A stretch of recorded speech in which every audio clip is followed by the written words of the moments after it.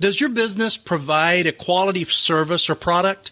If the answer is yes, then there is a combination of tactics that can be customized to fit your unique business that makes your business super profitable, creates wealth, and makes a difference in the process. I know this because I've built a few tiny businesses to more than $70 million. You're listening to the Entrepreneurs Radio Show. Conversations with self-made millionaires and high-level entrepreneurs that will grow your business.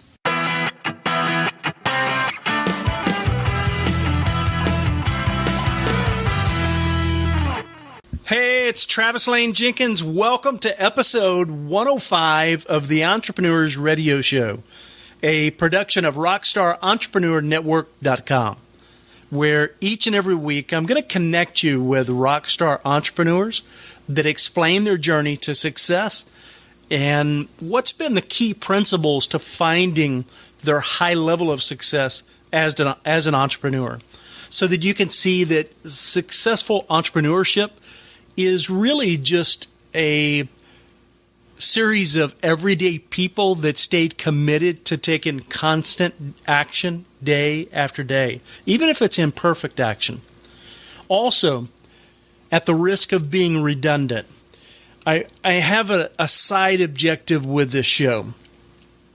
I want this to become part of the circle of five for you, which basically means that the five people you spend the majority of your time around will become the reflection of your income and your success, even your mentality and beliefs or your approach in a lot of things.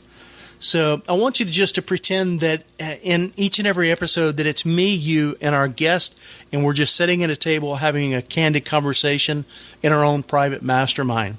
Now, I said at the risk of being redundant because I cover some of these things over and over and over, but they're important enough to be said multiple times because I want to drive that level of understanding and mentality into your brain, because it's a key part of helping you find what your true level of success in life and in business. So that's the reason why I'm redundant on some of these things.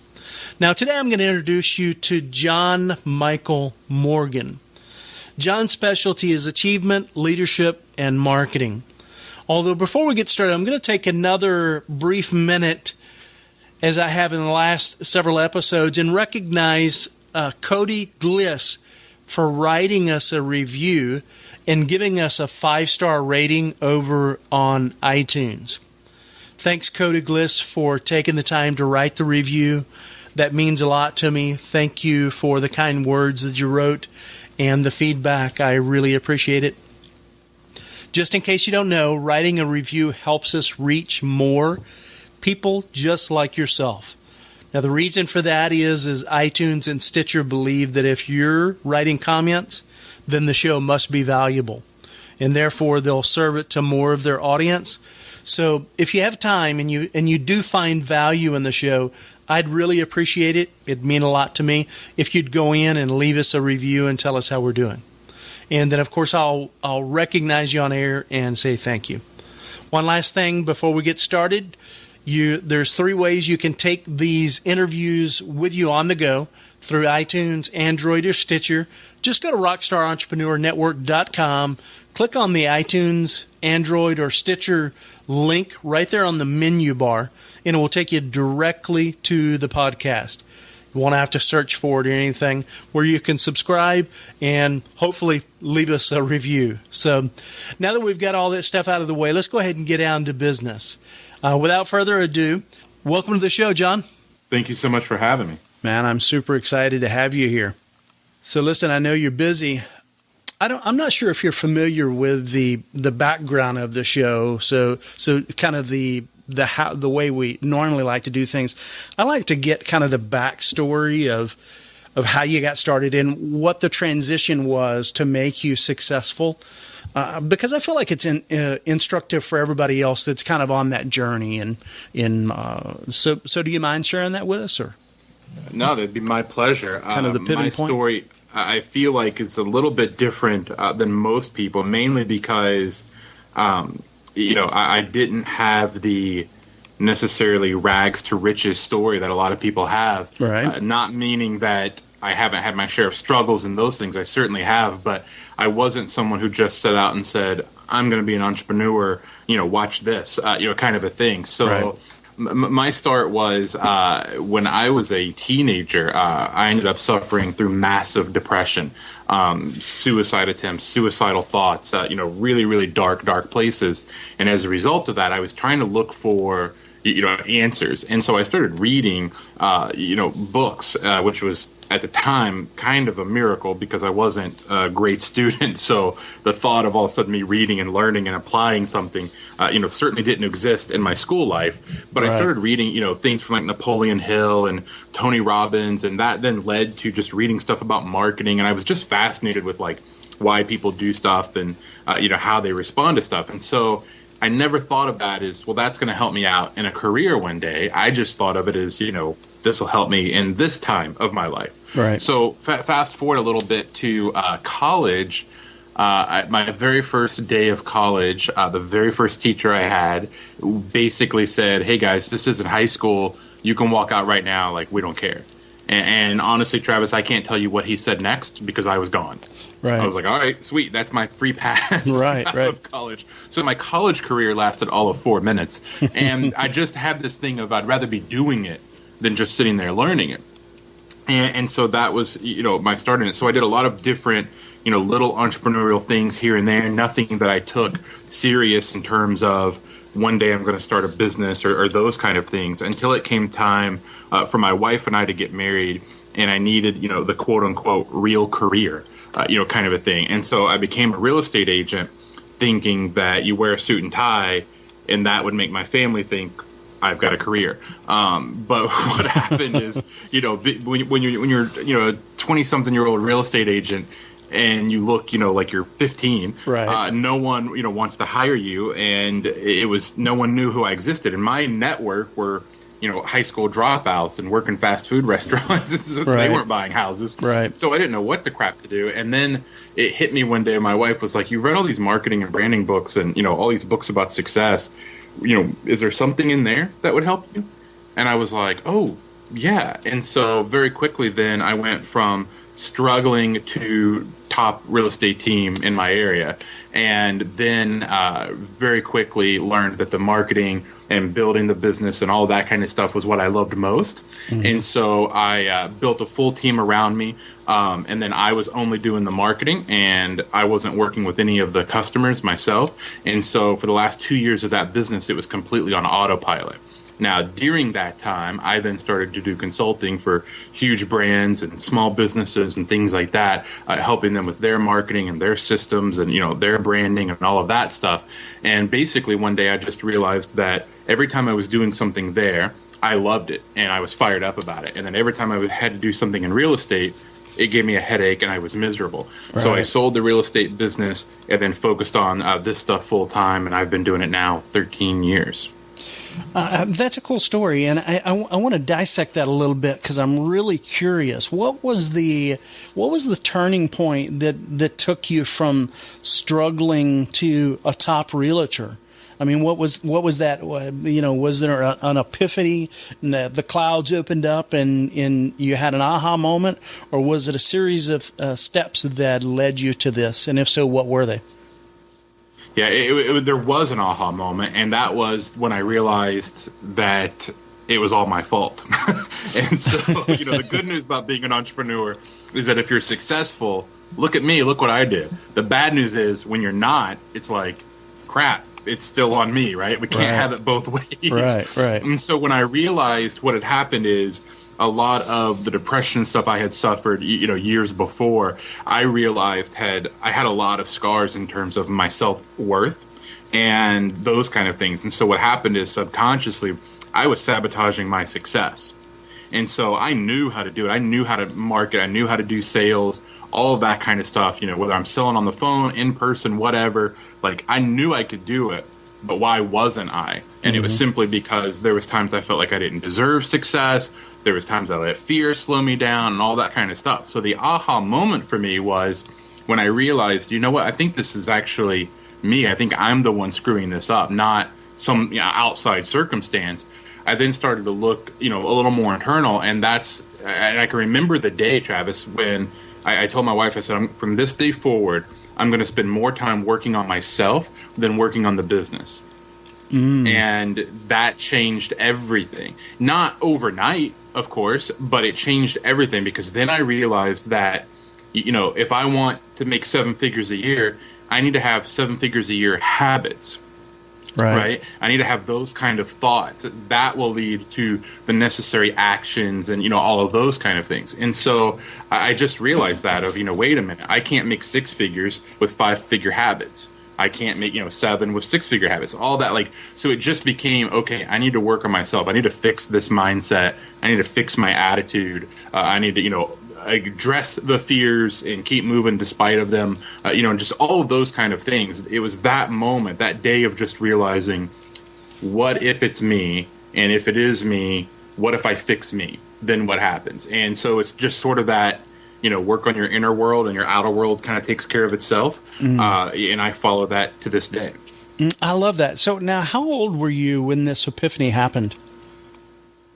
I was 25, I believe. Well, 25, 26. That's impressive, because so many people, very few people are able to be honest with themselves, right? And what you're describing to me is a moment of not only clarity but absolute honesty with yourself. When you look in the mirror and you're seeing the clear reflection of what is rather than what you want it to be. And so that's a rare thing. If coming from a place of insecurity assuming that your depression had elements of insecurity in it also. Am I correct? Certainly. Yeah. Oh, yeah, absolutely. And so that's such a far reach from that. That really surprises me. How do you think you were able to pivot that and get that level of clarity for yourself? You have any idea? Yeah, I mean, I've never specifically thought about it in those terms. But if there's one thing that I have always known, despite the struggles, despite, anything, challenges that have sort of come my way, the thought of quitting has never been in my mind. Okay. So even though I've doubted myself, there's never been doubt that eventually I'd figure it out. Right. So for me, it was always when and not if. Right. And so that always sort of gave me that hope. So I think it was that clarity of just, willing to look at myself, because I was kind of used to it.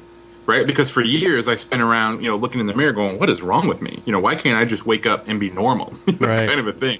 And so to identify, hey, I'm the problem, that was kind of a natural thought process for me anyways.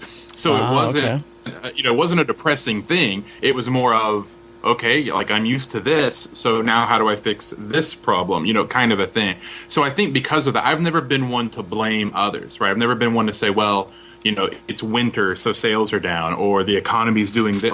I've never been one who buys into that. It's always been, okay, something I'm doing just isn't clicking. What is it? How do I fix that? And I guess that has come, and I don't even know if this is answering your question, but I guess it's come from, I've been in that habit of looking internally to figure out what's wrong. So that led me to find some answers. Yeah, that maybe it's not as far-reaching as I was thinking that it is. As maybe that self-criticism is a part of maybe close related to that. I'm just impressed with the clarity at 25 to do that, because I think a lot of people have managed to go through life, and I've done that. I've done it with myself. I'm no better than anybody else. I've fooled myself into thinking that my wife is shrinking my pants and stuff like that. 15-year-old pants. Well, my wife's shrinking my pants. No, you're gaining weight. I'm just not seeing it in the mirror, right? And so 25. 25. That's really impressive. And then, what was the shift in the marketing and the branding aspect of things that allowed you to go to Top Realtor? Because that's really such a time, trading your time for money type thing. So what was the shift there? Yeah, so there was a few things. I looked around and saw what the other agents in my market were doing, and they were all doing the same thing, and none of that appealed to me. Right? You know, when I looked at their advertising, when I looked at, their sales process and how they talk to people, none of that really fit my personality. And I knew that if I conformed and tried to put myself in that box, I would be miserable. And so then, to kind of, not to tie everything back to the depression, but I didn't want to take that risk, right, of all of a sudden waking up and being completely miserable again, right? And so I thought, okay, there's got to be a different way to do it. So I looked immediately at how do I differentiate myself from everyone else in the marketplace. And so I did that through unique selling propositions and, those kind of things. But then I also looked at other industries. And it hit me one day that, when you go to the doctor's office, the doctor's not the one, answering the phone and checking you in and, sending faxes and, all this kind of stuff. And I thought, why do I have to be the one doing that? Right. So what's the most dollar productive thing I can be doing? Well, it's generating leads and converting leads.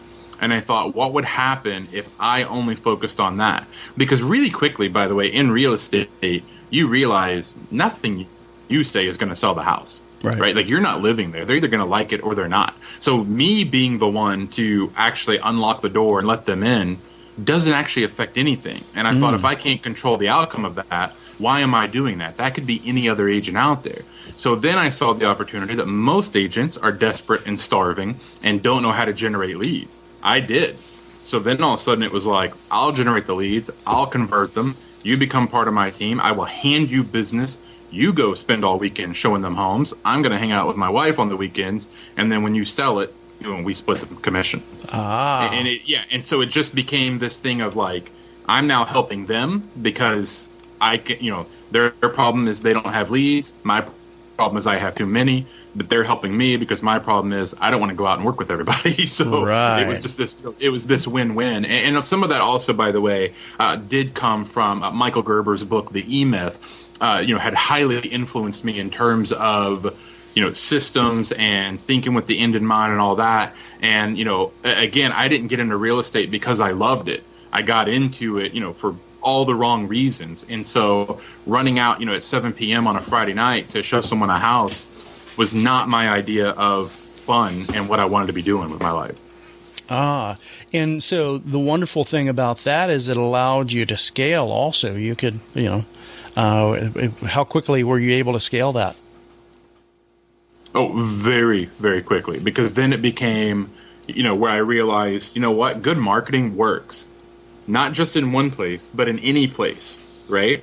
And so I realized I can market in other areas and just find agents there to service those people. Because, again, all I'm doing is, sending them the leads, right? And and teaching them, because, by the way, I then got it to where I realized I didn't like making the phone calls to convert people. So the leads that we would get in, I then taught the agents how to do it and how to convert and those things. I was better at just being that leader than continuing to go out and be the guy, trying to sell it all. Because like you're saying, then it didn't scale. Now all of a sudden, we could sell so many homes because we were all over the place. We didn't have to be, one at a time and all that. And my time then, truly was wide open. And I spent a lot of days, man, doing nothing but watching leads come in and watching Oprah on TV. I love it. I love it. And so ultimately you ended up selling that business? I did. Yeah. 2008. Yeah. I sold that business right before the real estate market got horrible, which looks brilliant, by the way, but that was a complete accident. Yeah. Just serendipity. My timing was purely chance.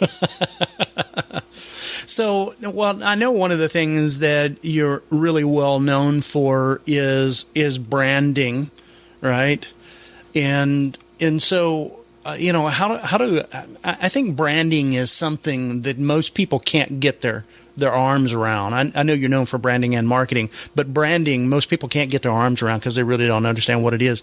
Can you take me down the path and explain what you feel like branding really is? Sure. I think it boils down to just simply it's your reputation.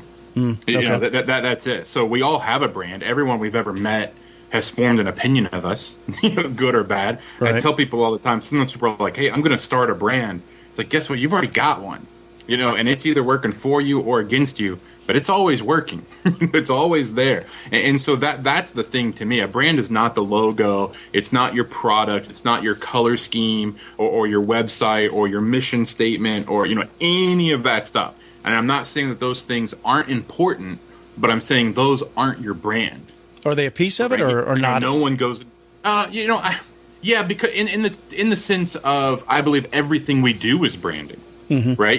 So like, let me give you a quick example. My wife and I go to a restaurant one night, and when we pull up in the parking lot, the chef is on his break. He's sitting outside in front of the dumpster, shirtless, smoking. Oh, no. Yeah, which doesn't make us excited about going to eat there, right? Right. Now, if you asked him, he would say, it's no big deal. I'm on my break. I can do what I want. If you ask the manager, he's going to say, it's no big deal. He's on his break. We can't control him. They're both wrong because it's still branding, right? Like it's still changing your opinion of them. And so, yeah, your logo and the design and, all that kind of stuff, your messaging and your image, that stuff does matter because your brand is these 1,000 little things, all adding up together. So like I said, it's important, but that's not what your brand is, right? It's more, again, what people think about you and what your reputation is and what level of trust do they actually, have with you and your company. When we go to a grocery store and we buy Coke versus some generic, cola, it's because we just have trust in the name Coke. We just kind of feel like we know what we're going to get with it, right? And so those are it's not the logo, it's not necessarily the colors. Those things can breed familiarity, and that's cool. But ultimately, when it comes down to what a brand is, it's simply your reputation. Right. Yeah, I totally agree. And I feel like the sweet spot. I've come to realize that there's really any market breaks into 3 segments. And so there are price buyers where people are forced to buy something and they're on an extremely limited budget and they just need to buy the absolute cheapest, right?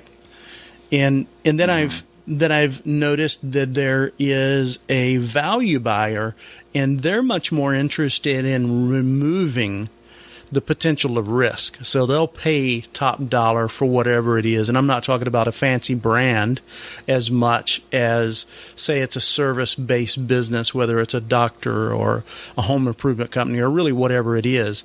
They want to know if something goes wrong, that there's accountability there, exactly what you're talking about. And then there is the group in between.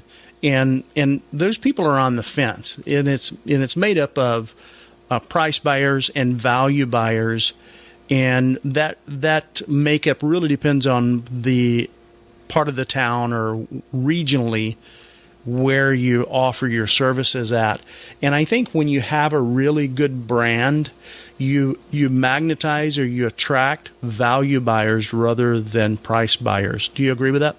I agree with it 1,000%. If you look at people who go to buy a Coach purse, they're not concerned about, this is too expensive, right? They want to carry the Coach purse. The people who go into Target and look at certain purses, they may grab one and think, I can't believe it's priced that's too high, right? And so it's like, which one do you want to be? And I wish I'd come up with a cooler example than purses, but for some reason that was the first thing that entered my mind. But that to me is exactly what you're saying of, there are those people who will pay more for the peace of mind and the trust and the reputation and those kind of things. And, that they need that satisfaction. They need that peace of mind. And so I wish more businesses would actually sometimes think, okay, wow, I can serve those people just as well and, go for that.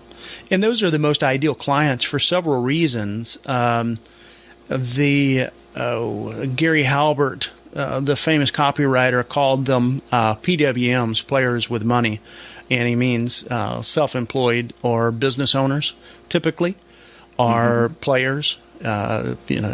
Players not in a negative sense, but people that care about quality. Most business owners are quality oriented, and so when they go out and buy things, they want quality themselves, right?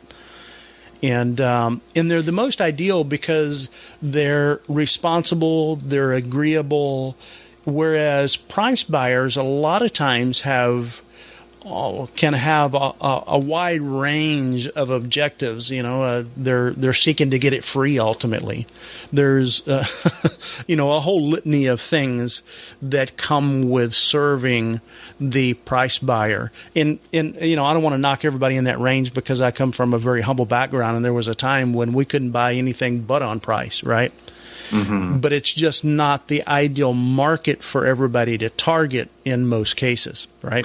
Yeah, that's exactly right, because it's the thing of if you win them on price, you'll lose them on price. Right. If price is the only reason you're different, then your business model is screwed, because there's always going to be somebody willing to do it cheaper and go out of business quicker than you. Right. If you sell something for $10, someone's going to come along and sell it for $7. Right. And then you're going to feel like you got to do $5, and then they're going to do. It's a race to the bottom, and that's something I never want to be a part of. And the sad part, Travis, is there's so many people out there who have a phenomenal product and a great service, whatever it is that they're providing, but they don't have the confidence to ask for the right price. And so they end up marketing to people who have to shop that way. And the problem then is exactly what you're talking about. Those aren't loyal customers because they can't afford to be loyal. Again, not knocking them, and hopefully they don't all stay there. But the reality is, if you're running a business, you need to make sure that it's a business that can last not just this year, but 10 years from now. And that has to be the goal. That has to be the mentality that you have. And that's the thing is, price can't be the reason you're different. And I cringe whenever someone says, we're great, we do this and that, and we're the cheapest. It's like, don't brag about that. Right. Right. That's not always a good thing. If you and I needed to have brain surgery, am I going to say, hey, Travis, man, I know you got that surgery coming up. I found the cheapest dude ever. Right. Like, are you even going to want his name and number? Right? Yeah. Of course not, right? Like, yeah. And so I think what you're alluding to a moment ago is so true of, people want quality, and that, sort of cliche saying of we get what we pay for. It's cliche because it's pretty much true. So we have to show people the value we have. And I stress this to people all the time. If customers are balking at your price, it's not because the price is too high. It's because they don't see the value. And that's the thing I try to stress to people. Price is only an issue in the absence of value. Right. If I came over to your house and I try to sell you a $50,000 Ferrari, $50,000 is a lot of money, but not for a Ferrari. Right? So so the positioning then becomes different. So that's the thing is, don't sit there and think, is my price too high or is my price too low? Ask yourself, is my value high enough? If you want to sell something for $100, great. Make sure the value exceeds that. If you want to sell something for $10,000, wonderful. Just make sure the value is there. That's it. Yeah. So do you focus on engineering a client experience or to deliver that higher level of value typically, or do you typically just focus on the branding and marketing side of things? No, certainly. I think that the experience sometimes is the best part of a brand, right? When we look at Disney, for example, one of the greatest brands in the world, look at how experienced focused they are, right? On everything. Right, and a lot of businesses are. It's the same thing of why is Amazon fun to buy? Because it comes so quick. The experience is kind of cool. Oh, one click and I bought it, and it's going to be here tomorrow. That was fun. Right? That was great. Then waiting 2 weeks or whatever. We used to have to wait for things. I think that experience becomes so important. And something I really would want to point out, Travis, is that a lot of times as business owners we forget that our customer experience isn't exciting. right? Like, we sometimes need to actually step back and imagine we're in our customer's shoes, Right. and think, wait a minute, is this fun? Would we want to do business with ourselves, or is this boring? Because that's the thing, is customer service and customer experience and all of that, no matter what industry you were in, is basically below average as a standard. So providing just a little more wows people. Now, it's kind of sad that we live in that world, but that's where the huge opportunity is as well. Simply, after someone buys from you, calling them the next day and saying, hey, is it working out for you? You'd be amazed at how much that will stun people. Right. Like, wait, you're still thinking about me? Anyways, I could go on a whole rant about all this and throw out 100 examples, but I just think that experience is so overlooked, and that's where the biggest opportunity is to create those customers for life. Right. Yeah, I completely agree. Now, before we go too deep, because there's a lot of things that we can talk about here, how would you advise a person? We could pick any type of business. How would you advise them to build a brand that exudes confidence in all of the things that attract those value buyers that we were talking about, the most ideal ones? How do you go about crafting that? Well, I think there's a few things. First of all, I would make a list of everything that your competition does not do, and then you do that. Do the things they're not willing to do. And then the second thing, and this is possibly the most important, is you have to believe in it. Because if you're not fired up about what you do and you don't believe in it, don't expect anyone else to be fired up about it either. Right? If you don't believe in what you're selling, the rest of the world isn't either. Same thing with your brand. If you don't believe in it, no one else is going to believe in it. Mm-hmm. So I think that's the thing, is it also comes down to, you kind of have to have a little bit of a chip on your shoulder. You don't say this publicly, but you kind of have to have this attitude of, you're crazy if you don't buy from me. That's the mindset you actually have to develop. You want that thing of, wow, if someone says no to this, it's truly their loss, right? And because what happens when you have that sort of mindset is not that you're like getting angry with people, it's that you're marketing in a confident way. You believe in what you're doing. You're willing to remove the risks for people because you believe in it. You're willing to do those things. My USP that I had in real estate was, your home sold in 30 days or I will sell it for free. And people were like, "What? Why in the world are you doing that?" Because I believe in what I do. I don't want to sell it for free. If I didn't know that I could sell it in less than 30 days, I wouldn't offer to do that, right? But it showed confidence in my service because I was willing to put it on the line.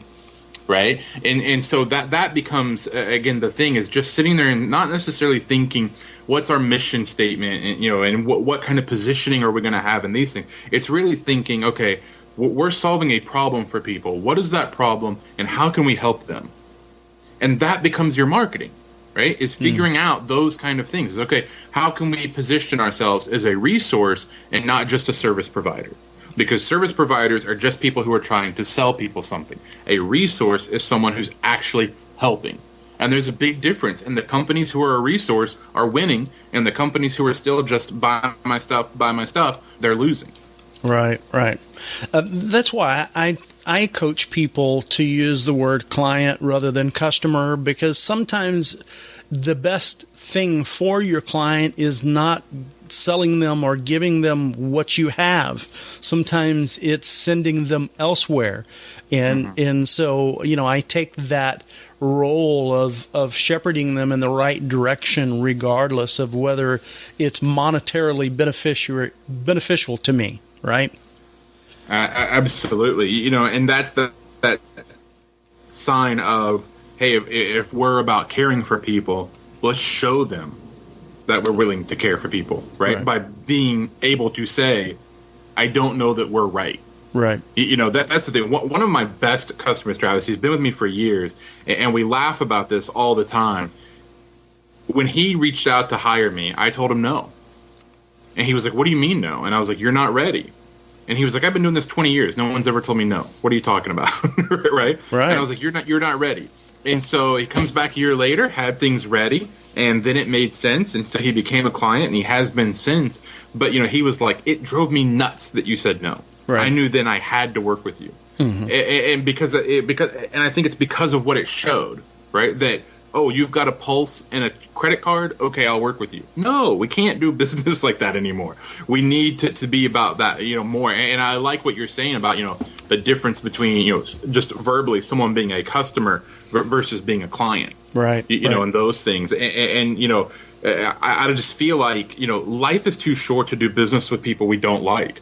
And so let's help people so they're not looking at us in a negative way, and instead they're thanking us. We can make money and we can help people and we can all live a good life. It doesn't have to be so, combative all the time. Right. And when a client is not ready or not a good fit or whatever the case may be, it's going to cause more collateral damage anyways. It's, both of you, one or both of you are going to end up not being completely satisfied. The person is going to be delayed from really what they need to be doing. There's just all kinds of things that, collateral damage that comes from that. When, just being a good shepherd of treating them as if they were a family member. My first company that I built was a home improvement company. And one of the things that we did, very similar to what your USP was, is we sold home improvements, no money down, nothing until the job is complete and you're satisfied. And I just annihilated my competition because nobody else could afford to hang with me, right? Right. And so we just obliterated our competition. So everybody knew that our focus was to get the job done and do it right. Even if we made some mistakes along the way, we stuck in there until it was right, and then you paid us, right? And then sometimes that meant not taking a job. There's so many people that are that they're so busy trying to say yes to everything that they're trying to be everything to everyone that they're not really in their sweet spot being the best they should be to their most ideal client. There's an ideal target client that I serve in several of my businesses, and we know who those are. And either our potential client fits into that fairly close, or they don't. And if they don't, we just tell them. Yeah, absolutely. And I think, again, it's having that confidence to do that. Right. And it shows so much, again, just even from the outside, people looking in that way, they then see what you're all about, and that, you have this commitment to your process, and that's a strong thing. Yeah, that throws people. So the first thing you said is do the thing that do what your competition is not doing. So excel at what your competition isn't doing. And then you've got to believe in what you're doing vehemently, aggressively, assertively. What's the next? What comes next for you? I think what comes next is then, showing people that why you are different is a benefit. Mm-hmm. Too many people try to be different or controversial or whatever just for the sake of saying we're different, right? But that difference has to be of value to who you're selling to, right? Mm-hmm. If it's not of value to your audience and your client base, then what's the point? And so that has to be the thing. And so a lot of times, we sometimes claim that something's different, but we don't tell people why that's a good thing. I remember one time, a pizza place in my town, when the waiter came up, they were like, by the way, we make all of our crust with such and such kind of bread, and then walked off. And I was like, okay, I don't know why that's a big deal, right? Right. Thanks for that. I'm not an expert on bread, so please tell me why we should care about that, right? So it's those kind of things where, if what you're doing that is different and what you're positioning yourself on, it has to still be of benefit. And I think, you and I know, especially like you mentioned, Gary Halbert and, some of these great, legends of, marketing and copywriting, all they would hammer in you is, benefits, right? Mm-hmm. Too many people are selling the features. You've got to sell the benefits. What I think also happens today is what you and I are talking about now, where we're trying to be different and we're trying to show that our business and our brand is different, but we forget that there has to be a reason why. You know, why do you exist in the marketplace? Justify the oxygen that you're taking up, right? You can't just say, oh, this person is selling green widgets and he's driving a nice car. We are now in business and we are selling blue widgets, right? Like that can't happen anymore, right? Mm-hmm. Why are yours better? Why is blue better than green, or, you know, whatever? You've got to then take that next step and actually explain to people, this is why you should care. Never assume that people get it. You know, never ever assume that. I remember, telling my mom about, back when the iPhone, you could do, and I mean, you can still do it, but when, you can do like, the little 4-digit lock screen on it, right? And I remember showing her, I'm like, look, isn't this great? Like, I can lock my phone like this so nobody, can get in it. Even me saying, so no one could use my phone but me, my mom then says, why in the world would you need that? Right? Like, so it's like I had to explain it to her, a step further. Right. So here I am showing a feature, and she's just like, whatever. Right. You got to go, a step further on these things and actually explain, here's why you should care. Yeah, it really requires a lot of thinking and planning and diagram. It's not as easy as we're making it sound. You've really got to plot this stuff out, because there is an assumption that I think people that have lived, breathed, and slept their business, their product, their service, that everyone has that depth of knowledge, and it's just not there. So you've got to make it brain dead simple. Not that people are stupid, but you've got to assume that the message can be conveyed to at least an 8th grade level, right? Absolutely, and it's not talking down to people or anything like that. It's just that everyone's used to living in their world, right? And they're used to going their pace. So if you're not asking them to come into your world and buy your products and your services and those kind of things, you need to grab them by the hand and walk them through that. Mm-hmm. And if you don't, you're losing sales. And it's just that thing. I often tell people, if you want to know like the magic, like multi-million-dollar question to how do you market your business? Ask yourself this question: how big of an expert is my customer? What level are they on, right? And let's go back to real estate as an example. A first-time home buyer knows far less than someone who's owned 7 homes in their life, right? So now how I market to them and how much I hold their hand is completely different. Mm-hmm. Right? Because there's someone who's buying their 8th house, or maybe they're a real estate investor and they buy a house, every month. Right. I just need to stay out of their way. Right. Right. Because they probably know more than I do. Someone who's a first-time home buyer, I've got to explain everything and assume nothing. Right. And so asking that question allows us to base everything. What's our content? What are we putting out there in social media? What are we putting out there in our email marketing? What are we blogging about? What's our, all that kind of stuff is fueled by asking yourself that question and figuring that out. Do you do surveys to get that information? I'm sorry, what? Sorry about that. I didn't mean to jump into your flow there. Do you do surveys to find out those questions? So maybe you feel like you can. You may feel like you already know several of the questions that they're asking, but you want to go deeper and make sure that you're getting a complete 360-degree view of the potential questions that someone, maybe a new home buyer, would want to ask. Do you accomplish that through surveys, or how do you go about getting that data? That's a phenomenal question. I think you could on surveys, but I would caution everyone on relying only on that, simply because a lot of times people don't want to feel stupid when they're filling out a survey, even if it's anonymous. Mm-hmm. And so they may lie and act like they know something when they really don't. So you can't always gauge survey results accurately. Also, sometimes what people say they would do is not what they would actually do. So, right. There's that.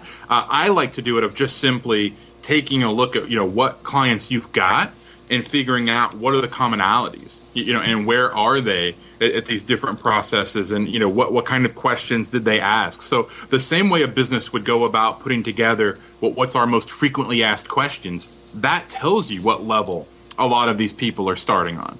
A first-time home buyer in real estate would never call me up and say, how do I buy down my interest rate? Right. Right. And thank God, because I don't think I could have answered that. So, instead, they're saying, do you think there's any way we could get a pool? That kind of stuff. Right. Can we get our yard fenced in? Those kind of so it comes back to, a first time homebuyer doesn't even know how the realtor gets paid.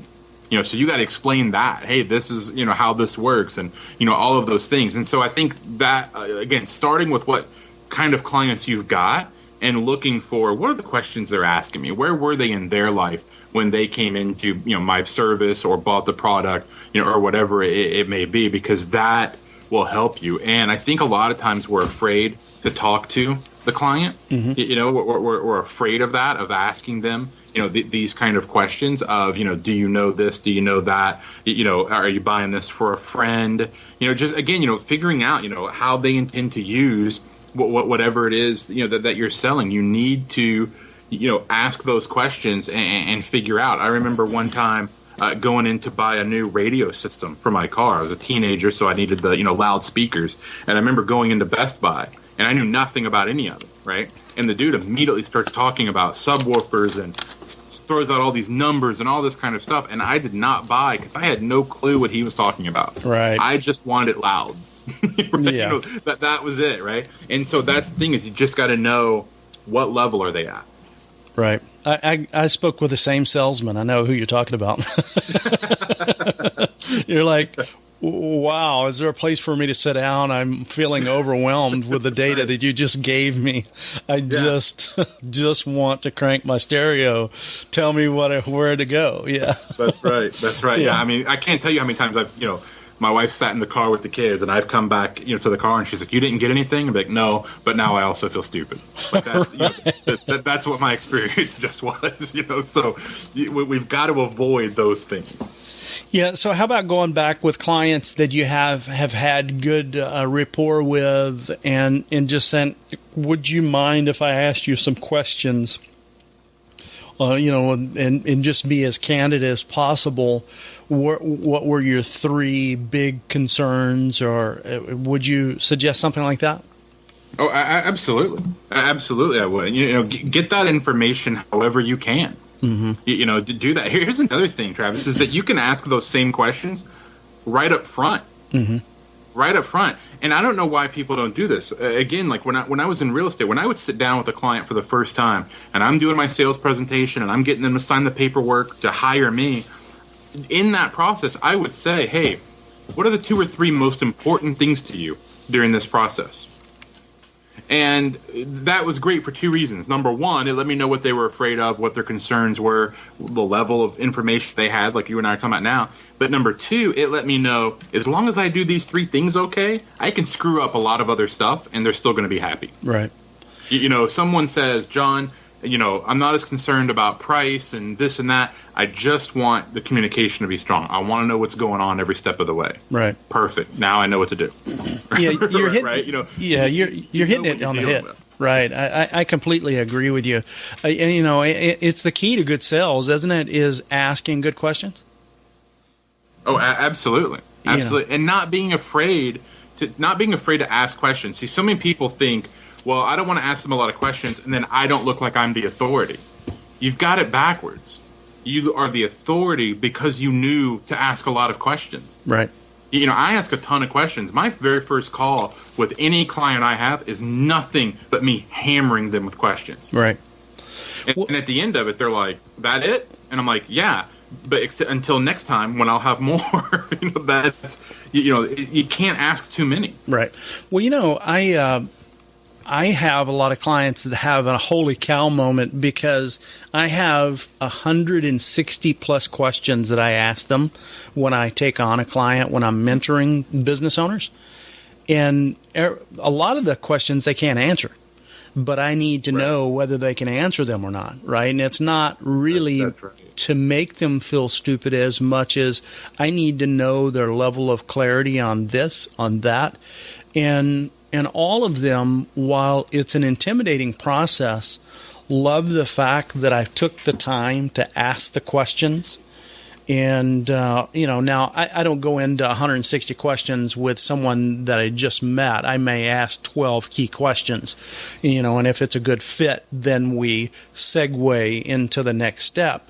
But the point is so few people take a consultative approach to solving a problem, and they quickly want to segue to administering the solution when it's so dangerous to administer a solution when you don't have a clear understanding of what the problem is or the clear understanding of the patient, right?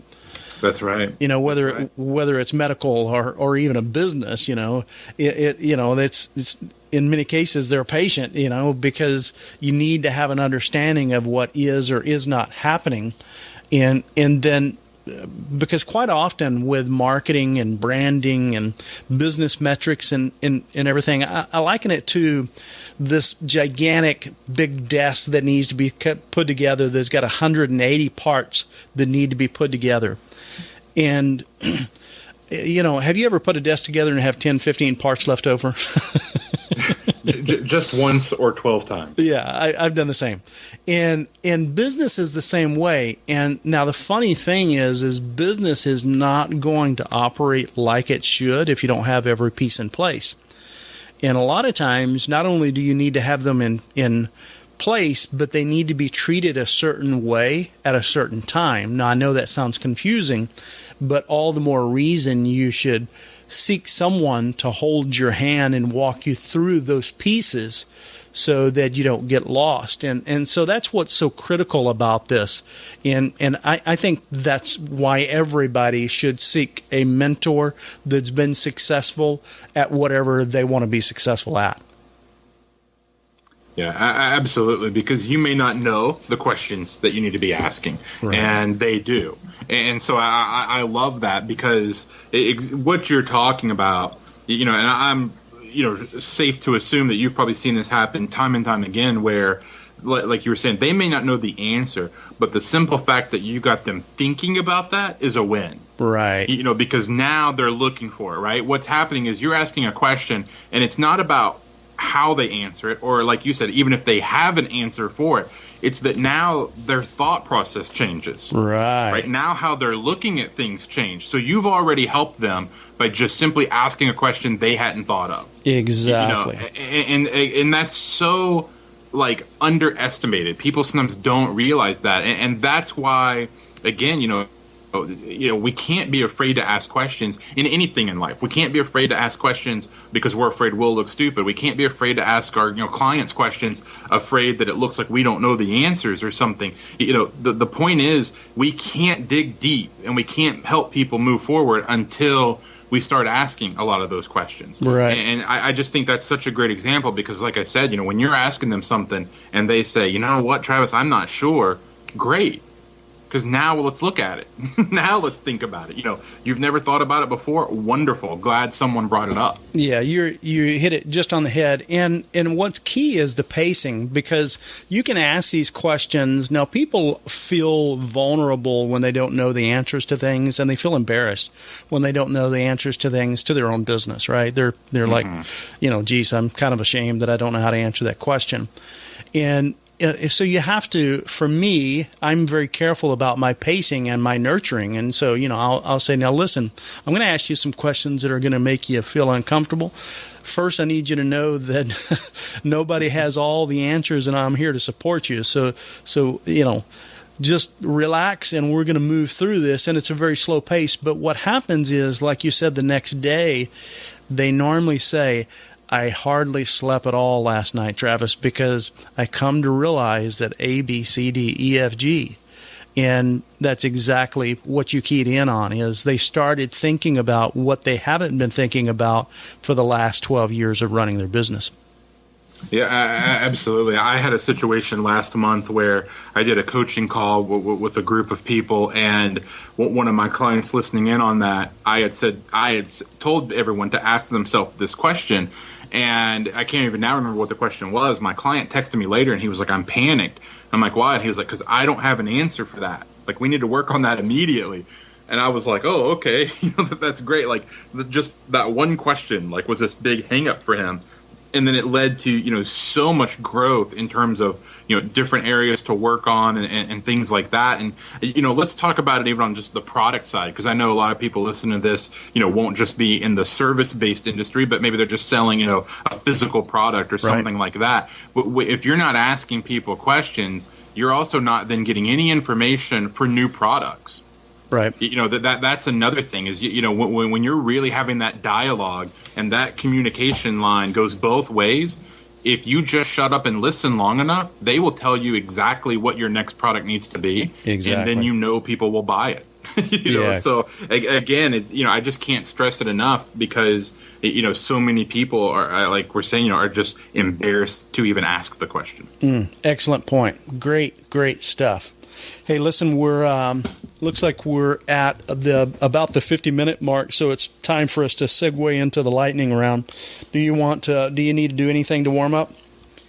Want to stand up? You don't want to stand up and jog in place or anything?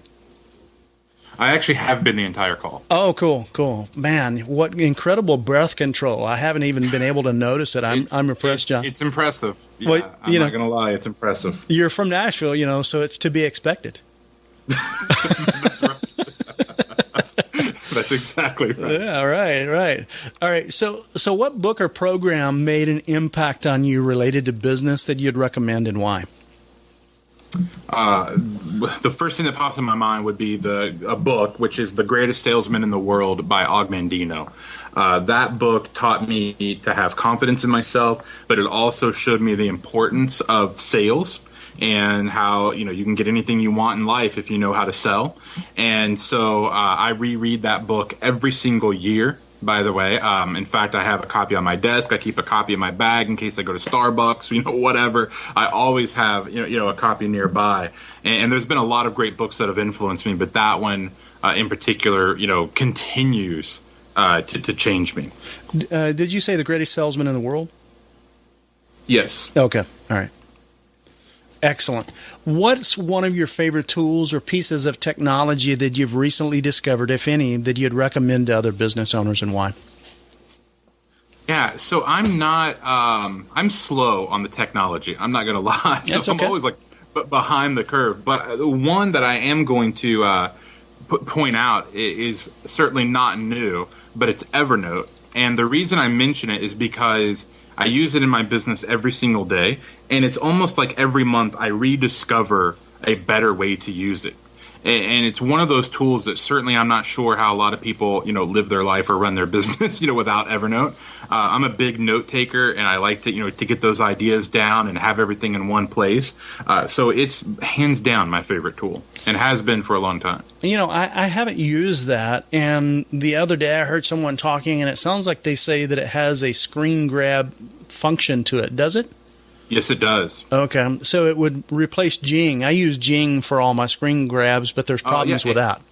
Yeah, and I used to use Jing as well, and now I use Evernote for that. And another great thing, I'm still old-fashioned, so I like to keep notepads, and I take notes, pen and paper. Mm-hmm. But then the great part is I just take a photo of that in Evernote, and Evernote can search my handwriting. So if I'm ever searching for something particular, it reads my handwriting and still finds it. And so it's just great. Yeah, see, I'm going to have to make that transition because I do a lot of handwritten stuff. Just like, during the show, I write everything down by hand because, I couldn't type in it without it being distracting. So, even when I go to events and stuff, I write everything down. So I do a lot of handwritten stuff. But so I completely agree with you. I'm going to convert just because you recommended it. I'll tell Evernote to PayPal me. Right. What famous quote would best summarize your belief or your attitude in business? That's a deep question. I'm a sucker for good quotes, but the one that I feel like sums it all up for me is by Ralph Waldo Emerson. And the quote is, "Shallow men believe in luck or in circumstance. Strong men believe in cause and effect." Ooh, and it just summarized what you and I talked about at the very beginning of, the good news is I'm in control. The bad news is I'm in control. Right. But as long as I remember that, no matter what challenges come my way, no matter what I'm facing, I can get out of it. Good stuff. How do people connect with you? Oh, great question. They can go to johnmichaelmorgan.com. That's my blog and all of that. I'm at John Morgan on Twitter and also facebook.com/John Morgan. Excellent, excellent. Thank you for that. Remember that you can find all the links to the books and resources mentioned in the show notes. Just go to rockstarentrepreneur.network.com. Before I close the show today, I want to read a quote. And my quote for today comes from Ralph Waldo Emerson. And the quote reads, "What lies behind us and what lies before us are tiny matters compared to what lies within us." This is Travis Lane Jenkins signing off for now. To your incredible success, my friend. Take care.